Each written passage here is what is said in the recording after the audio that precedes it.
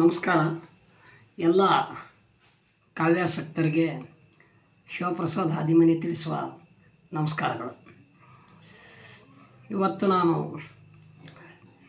ಭಂಡಾರ ಪ್ರಕಾಶ್ ಎಂದವರು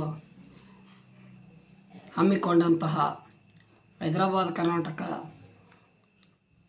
ಪ್ರದೇಶದ ಸಾಹಿತಿಗಳ ಕವನಗಳ ಓದುವಿಕೆ ಕುರಿತಾಗಿ ಮತ್ತು ನಾನು ಕೂಡ ಒಂದು ಕವನವನ್ನು ಓದುವ ಮೂಲಕ ಕವನ ವಾಚನ ಮಾಡ್ತಾಯಿದ್ದೀನಿ.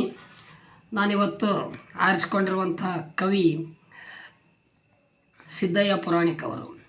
ಸಿದ್ದಯ್ಯ ಪುರಾಣಿಕ್ ಅವರು ಕೊಪ್ಪಳ ಜಿಲ್ಲೆಯ ಯಲಬುರ್ಗಾ ತಾಲೂಕಿನ ದ್ಯಾಂಪುರದಲ್ಲಿ ಕಲ್ಲಿನಾಥ ಶಾಸ್ತ್ರಿಗಳ ಮಗನಾಗಿ ಜನಿಸ್ತಾರೆ.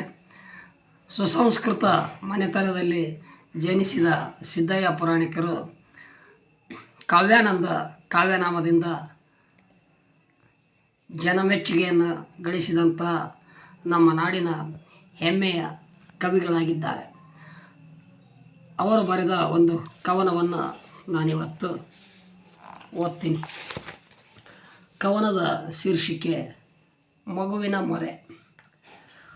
ಉರಿಯಲಿಲ್ಲ ಆರಲಿಲ್ಲ ಬಾಳ ಹಣತೆ ಹೇ ಪ್ರಭೋ, ಉರಿಯಲಿಲ್ಲ ಆರಲಿಲ್ಲ ಬಾಳ ಹಣತೆ ಹೇ ಪ್ರಭೋ, ಬತ್ತಲಿಲ್ಲ ತುಂಬಲಿಲ್ಲ ಬಾಳ ವರತೆ ಹೇ ವಿಭೋ, ಬತ್ತಲಿಲ್ಲ ತುಂಬಲಿಲ್ಲ ಬಾಳ ವರತೆ ಹೇ ವಿಭೋ, ಅರಳಲಿಲ್ಲ ಉರುಳಲಿಲ್ಲ ಬಾಳ ಹೂವು ಹೇ ಪ್ರಭೋ, ಅರಳಲಿಲ್ಲ ಉರುಳಲಿಲ್ಲ ಬಾಳ ಹೂವು ಹೇ ಪ್ರಭೋ, ಮುಳುಗಲಿಲ್ಲ ತೇಲಲಿಲ್ಲ ಬಾಳ ನಾವೆ ಹೇ ವಿಭೋ, ಏಳಲೇಕೆ ಬೀಳಲೇಕೆ ಬಾಳಲೇಕೆ ಈ ಥರ, ಏಳಲೇಕೆ ಬೀಳಲೇಕೆ ಬಾಳಲೇಕೆ ಈ ಥರ, ಗೊಳಮೊಟ್ಟೆ ಇಟ್ಟು ಬಂತು ಬಾಳ ಮರಿಗೆ ಬೇಸರ, ಗೊಳಮೊಟ್ಟೆ ಇಟ್ಟು ಬಂತು ಬಾಳ ಮರಿಗೆ ಬೇಸರ, ಇರವಿಗೊಂದು ಗುರಿಯ ತೋರು ಇದನ್ನೇ ಬೇಡಿಕೊಳ್ಳುವೆ, ಇರವಿಗೊಂದು ಗುರಿಯ ತೋರು ಇದನ್ನೇ ಬೇಡಿಕೊಳ್ಳುವೆ, ಬದುಕಿಗೊಂದು ಅರ್ಥ ತೋರು ಅದನ್ನೇ ಹಾಡಿಕೊಳ್ಳುವೆ.